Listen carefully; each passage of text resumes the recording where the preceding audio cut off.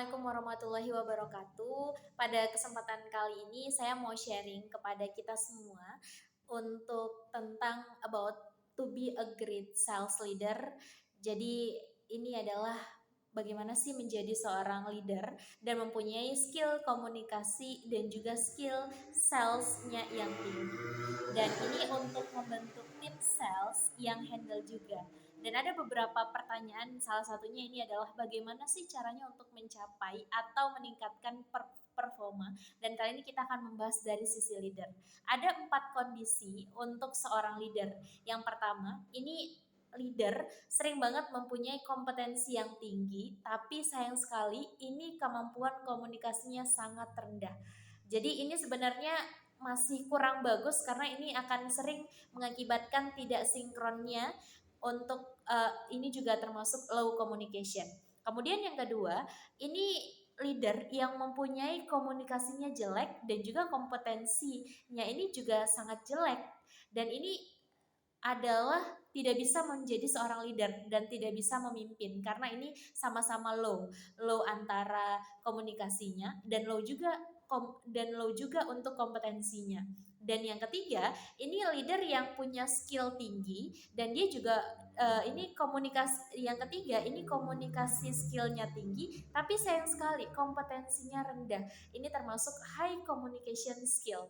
Dan ini sih lebih baik dari yang pertama dan kedua, tapi karena dengan komunikasi yang tinggi ini bisa menyesuaikan keberagaman antara tim-tim kita.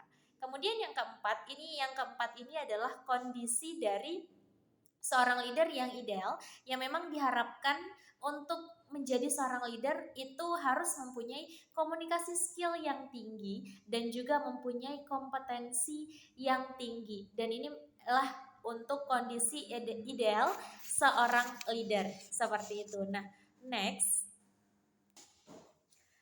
Seorang leader ini memang benar-benar harus mempunyai skill komunikasi yang tinggi. Because everyday kita itu berkomunikasi kurang lebih 75%. Kalau dalam hitungan jam 75% itu sekitar 16 sampai 18 jam per harinya kita komunikasi. Jadi kita harus mempunyai kemampuan komunikasi yang karena kemampuan komunikasi ini sangat erat sekali dengan kemampuan leadership kita. So, seperti contohnya dalam sebuah orkestra, leader itu ibaratkan Regen. Regen ini harus mempunyai komunikasi yang baik karena kalau tidak mempunyai komunikasi yang baik maka timnya itu tidak akan berjalan. Dalam sebuah orkestra, Regenlah yang memimpin kapan waktunya biola bermain, kapan waktunya piano bermain dan lain sebagainya. Dan seperti itulah seharusnya seorang leader tahu kapan waktunya kita harus bergerak dan juga kapan waktunya kita harus bisa melakukan hal-hal yang lainnya. Dan selanjutnya ada 4 langkah membangun tim sales yang handal. Yang pertama ini adalah kita harus tahu bagaimana karakter tim kita, personalnya kita harus tahu gimana karakternya. Kemudian yang kedua ini harus respon comply the character. Setelah kita tahu karakternya, kita bisa merespon dengan sangat baik dan dengan tepat juga. Dan yang ketiga ini be a role model. Berhubungan sama leader pasti kita nggak jauh sama yang namanya menjadi seorang contoh. It's mean kita harus menjadi leader yang bisa menyesuaikan antara kata, sikap, dan juga hati. Semuanya harus bisa seimbang antara kata, sikap, dan juga hati tersebut. And the last is do effective communication with coaching. Untuk 4 langkah membangun tim sales yang handal.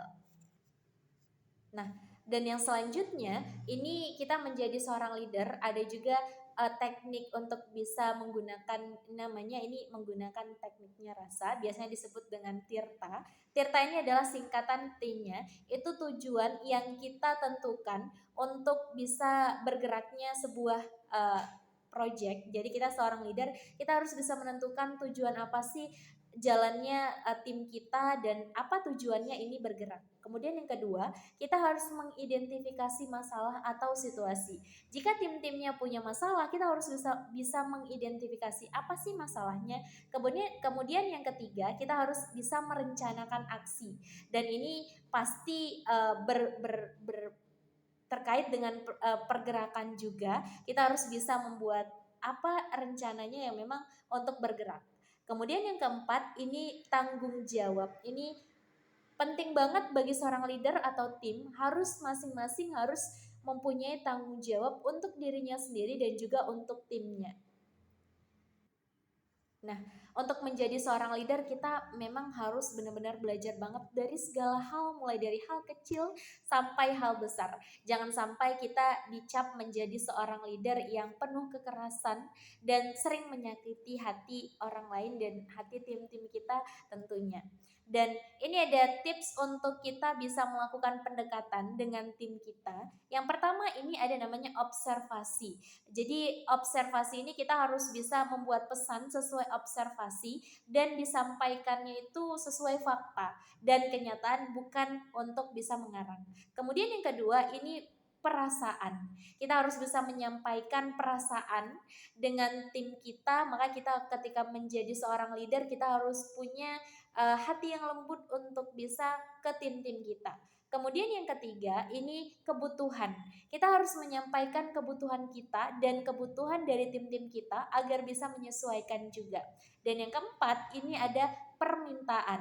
Nah, ini yang terakhir akan bisa berjalan jika yang pertama, kedua, dan ketiga ini sudah berjalan dengan sangat baik. Observasinya berjalan dengan baik, perasaannya juga berjalan dengan baik, kebutuhannya berjalan dengan baik, dan yang terakhir ketika kita ada permintaan maka ini akan bisa terjalankan sesuai dengan apa yang kita inginkan dan apa yang kita rencanakan. Oke, itu mungkin untuk sharing kali ini about to be a great sales leader. Semoga bisa kita terapkan untuk kita yang masih terus belajar untuk menjadi leader yang baik dan menjadi leader yang punya skill komunikasi serta skill sales yang tinggi. Terima kasih, semoga bermanfaat. Assalamualaikum warahmatullahi wabarakatuh.